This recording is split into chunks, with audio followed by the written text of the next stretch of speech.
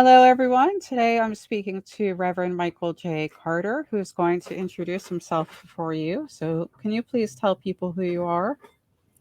Yes, my name is Reverend Michael Carter. I am I serve a congregation here in North Carolina, a Unitarian Universalist denomination. I was originally I was raised in the Baptist tradition, American Baptist tradition, um, and so I now serve a small congregation. Well, it's not even small anymore. It's about 150 people, and we're here in the beautiful mountains of Western North Carolina. And can you please explain to people just like roughly a little bit about what Unitarian Universalists are into? What do they think and believe, just vaguely? Yes, yeah, yeah. This will be a condensed version. Unitarian Universalism is a product of the Protestant Reformation. We kind of zigged where everyone else zagged.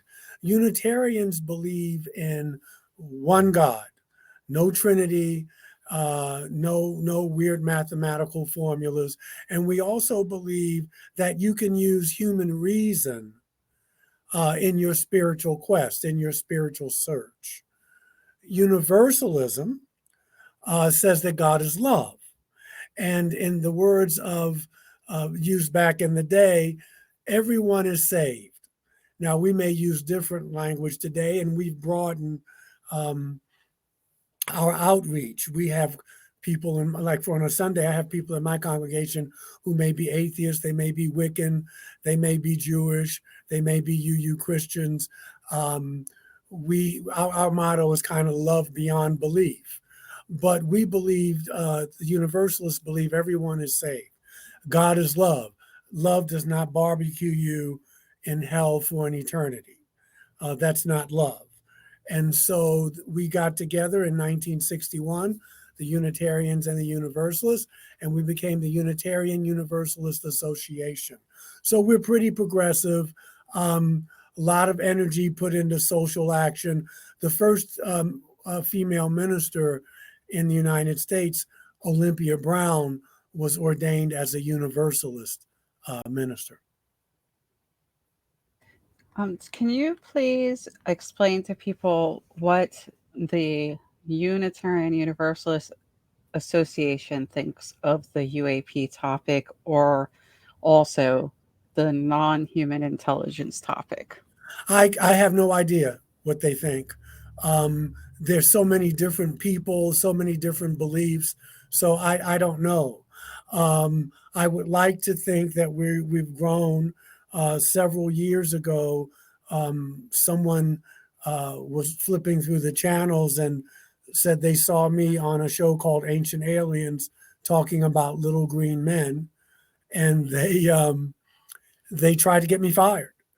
Uh, the board decided that no harm, no foul. I wasn't forcing it on, down people's throats on Sunday mornings. Um, and one of them even said, Michael may be right. We may not even be alone in the universe. But that was many years ago. So I have no idea. Um, I do remember when I was first thinking about becoming a minister, I told a friend of mine um, about it, and I remember her words were, "Michael, I believe that you believe um, what you're saying is true, but if you want to have a career in this denomination, you must never repeat that story again." And I was telling her that I have seen these intelligences over and over and over again, different races and what have you. That's how I got into this. I was raised in a Baptist. I was, I was in, I could parrot the party line, but I started to see where there was more division, and I thought that religion was supposed to bring people together, but we were like, I'm saved and you're not.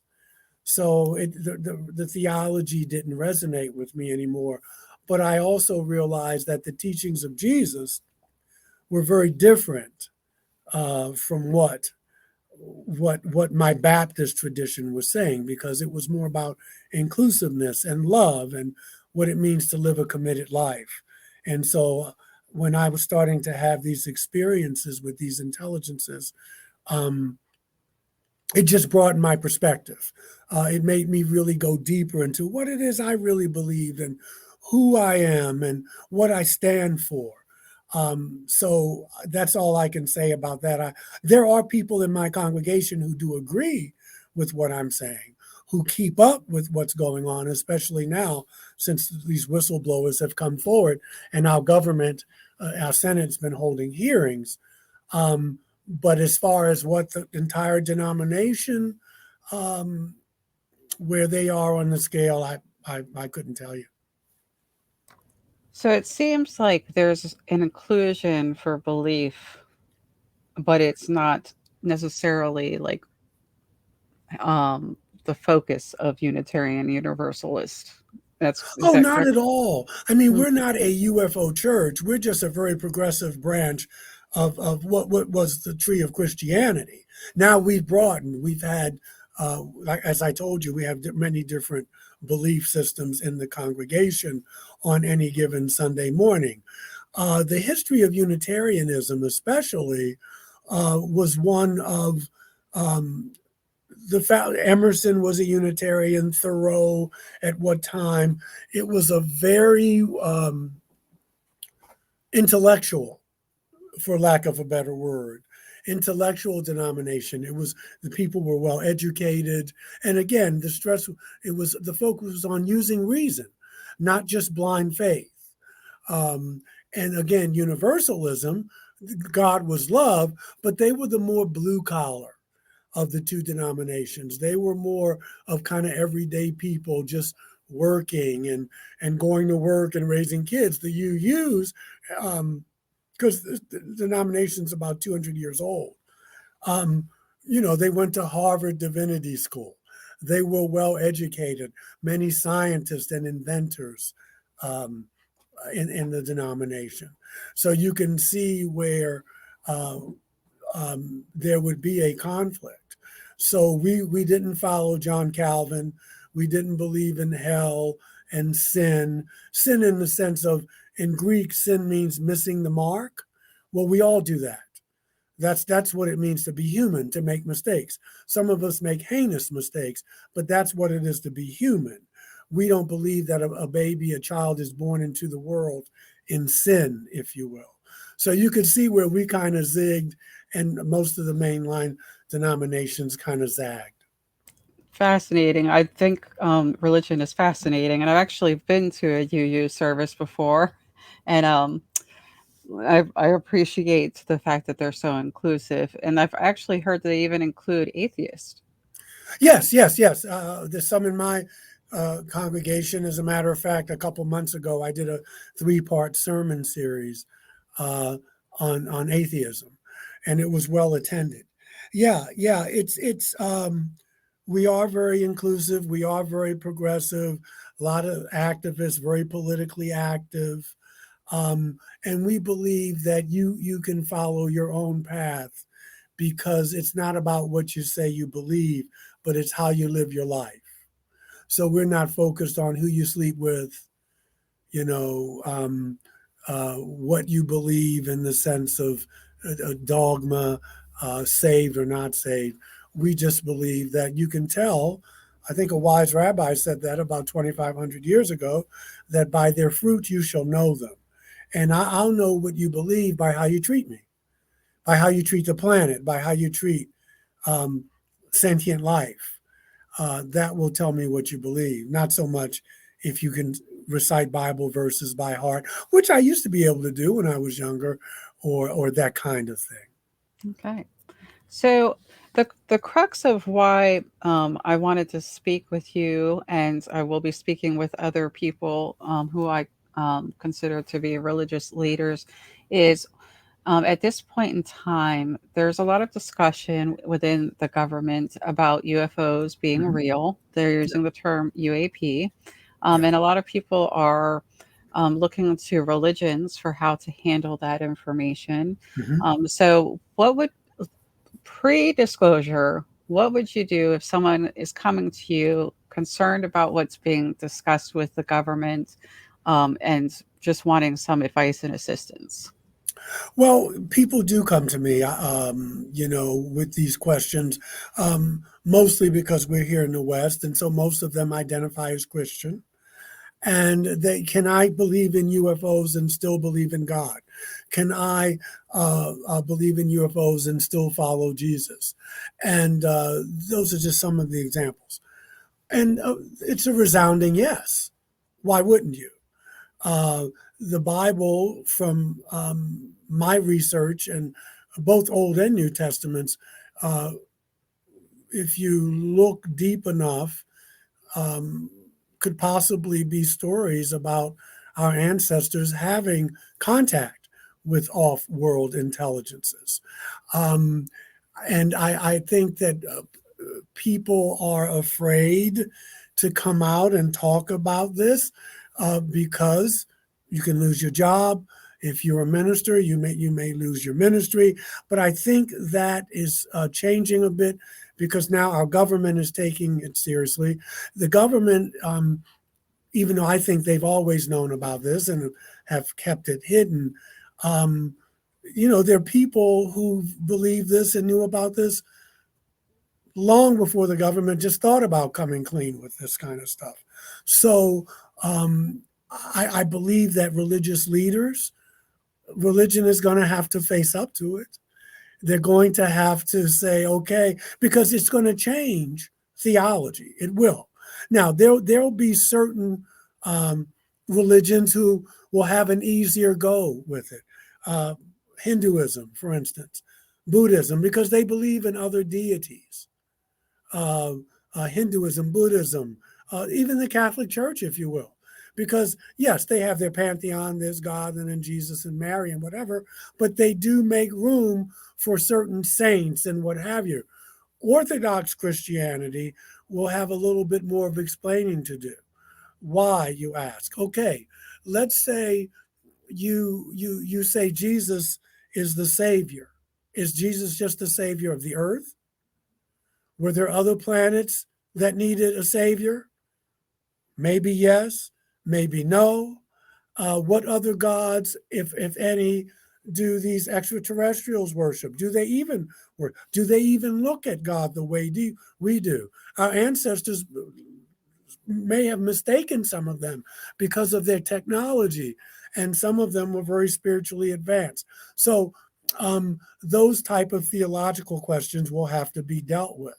I think the primary one for Christianity is Jesus the savior for, let's say, someone on Mars or someone from another galaxy?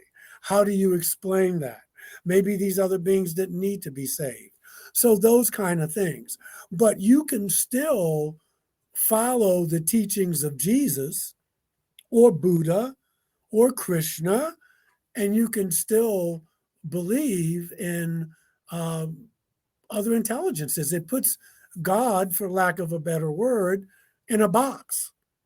Why can't there be other intelligences out there? It's a big universe. Or as Jodie Foster says in the movie Contact, if we're all there is, it seems like an awful waste of space. Yeah, I think that was the Carl Sagan quote. Is that correct? Yeah, Was yeah, it? in the movie Contact. Yeah, Carl Sagan wrote the novel. Yes. right. So I believe you said that theology would change, and I don't know if you can speak on behalf of the entire Unitarian Universalist Oh, I cannot. I Association. cannot. I wouldn't even try to. Right. I was going to say, do you think that it'll change the theology for Unitarian Universalists? I don't think it'll change the theology because there's so many different theologies. I think that because Unitarians and Universalists are very scientifically minded, scientifically based, not all, but many. It reminds me of what the Dalai Lama said. The Dalai Lama said, and I'm paraphrasing, if there was new knowledge that came that would dispute Buddhism, he would have to take that new knowledge in. You couldn't just dismiss it or put your head in the sand. I think that Unitarian Universalists are open-minded enough that if this came out, or religious leaders or scientists or economics or whatever, if they said, we are not alone in the universe, and yada yada yada yada, and there was evidence, they would they would deal with that evidence. They wouldn't just put it aside. Well, let's get to that then. Let's go to what happens if, say, within the next few months, the government comes out and just says, yes, we definitely have. Well, I don't want to say extraterrestrial because we don't know if they're extraterrestrial, but we have bodies that are not human, that are non human intelligence. What do you think will happen within your faith and perhaps the Unitarian Universalist? I think that Unitarian Universalists will be okay with that. I think for many people, it will be difficult for them to wrap their mind around that, and it always will be. You're never going to get 100% buy in. There's some people that if a ship landed on the White House lawn, they would still say, show me. So there's always going to be that element, not to mention Wall Street having their repercussions from it, and that kind of thing. But I give people credit. There are a lot of people out here uh, who believe this, who know this is true, who've had the experiences that I have, and they will just take it in stride, and go on. And it will force us to grow up a bit, wouldn't it? It would force us to not think that we're the highest thing on the food chain. Now, we would still be living in a world and in a country, um, obviously it would affect economics and medicine and those types of things. But I think we could handle it. Um, and I think that's probably what's going to happen anyway. The reason that the government is coming around on this is because yes, there have been whistleblowers, but I think it was Nietzsche who said, "No lie lives forever." This is going to come out. And one day, we see these craft in the sky. They call them tic tacs now. They change it. Arose by any other name, UFO, tic tac, UAP, call it what you will. But because of this, one day someone is going to take a picture of something that cannot be explained away. Not only may it may be a picture of a craft, but one day we may see a being in this craft, and you're not going to be able to explain it away. It's not a weather balloon. It's not going to be someone in costume. And so what do? You try to get out in front of it. And this is what's happening now, I believe, with what's going on with our government. This has been going on for over 70 years. If you want to look at maybe visitations, probably since human beings have been on the planet and before. But now it seems the time is that we need to really look at this. So hopefully religious leaders will have to come out. I understand why they don't, especially even now, because it's credibility. Maybe you're tenured somewhere if you're a professor, and now you've built your career and you've built your whole belief system on one way of thinking and one perspective, and now this new information comes in and shatters all that. It's not easy to let go of our illusions. Yeah, I actually want to say that for some, I think it would build faith or build belief Perhaps, perhaps. or increase spirituality. Or, I mean, I think many people will come to yourself and other leaders asking for help. Um, Yes. and I, and I presume that you have, of course, been talking to people already, but you are thinking about how to help them in advance. And have you kind of come up with something that might be helpful to other leaders that you might want to suggest, or that You might know, it's a great question. I mean, I don't have a formula, and I know that's not what you're asking. The only thing I can suggest is that you keep an open mind. That's first and foremost. Because everybody's story is going to be different. People are going to be coming at you at different phases as they try to wrap their minds around this. That's number one, is to keep an open mind and be present. Number two, I would say for me, would be just that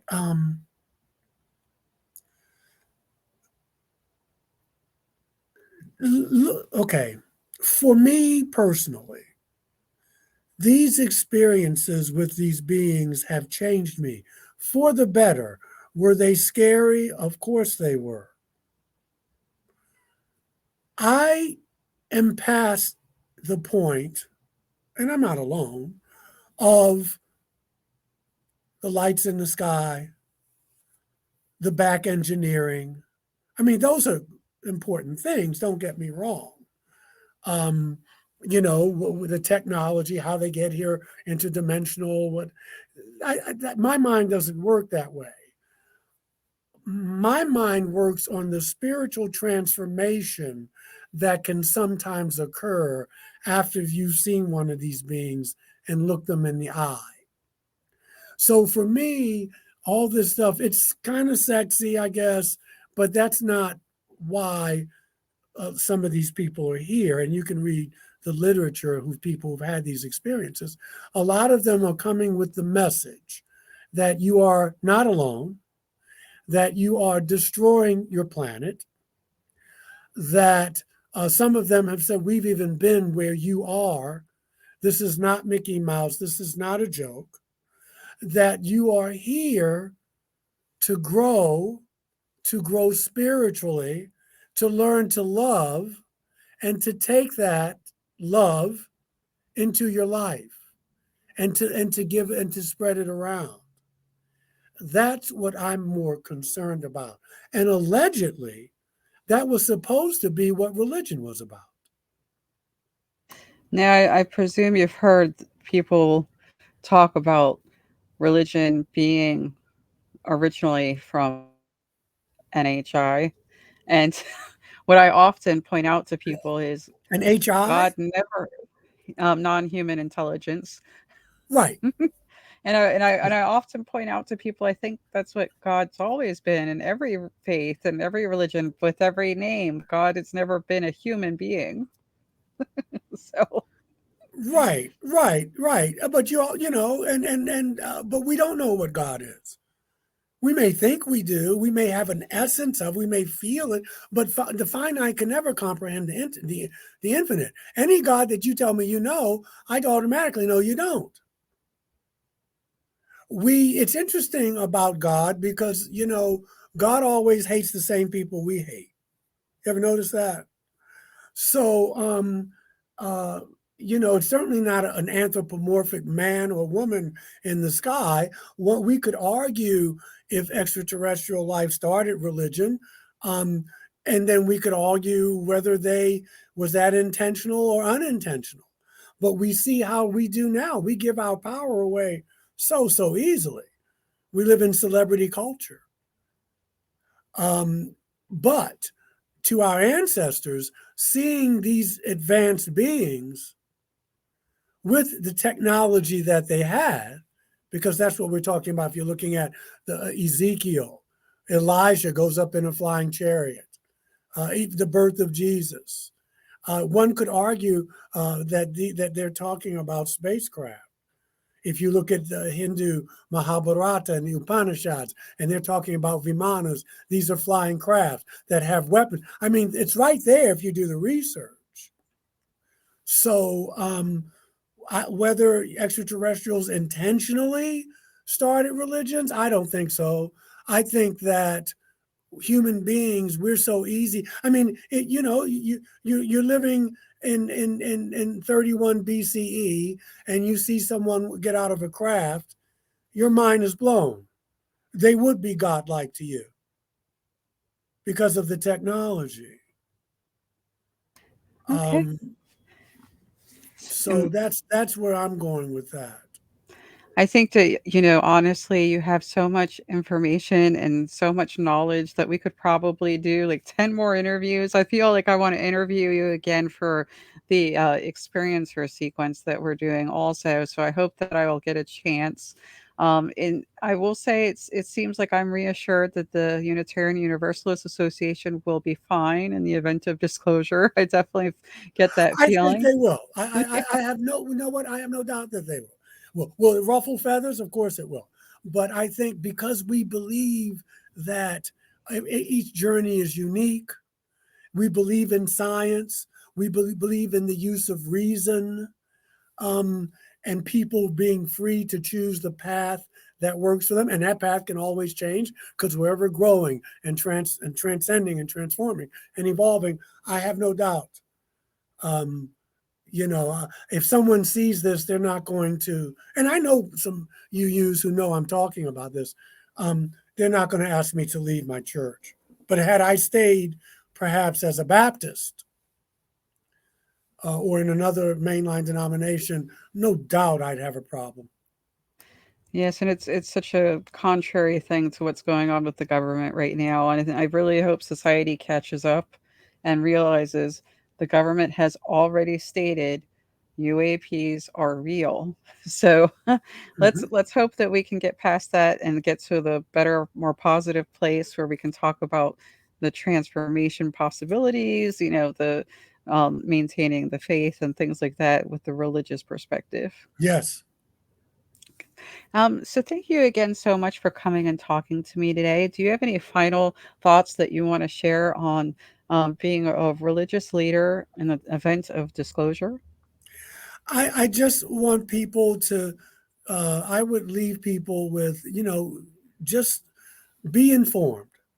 There's some people who don't even know that we're going to have another round of Senate hearings on July 26th. They don't know that we had some in May. Um, you know, just be informed, and read and listen and Google. I've written books on this. Shameless plug. You can go to Amazon. I've written several books, two of them on religion and extraterrestrial life. So that way you can discern for yourselves what it is you believe, what it is you don't believe, and what it is you are willing to be open to. But if you're not informed, you can't begin to be in the conversation, which is going to, which is happening now all around you. Could you please let people know how they can reach you if they want to find out more about your work, about, um, Sure, yeah, go ahead. I'd be more than happy. That my You can type in Reverend Michael J. Carter or Michael J. S. Carter on Amazon. My work will come up. My website is michaeljscarter.com. My email is michaeljscarter@gmail.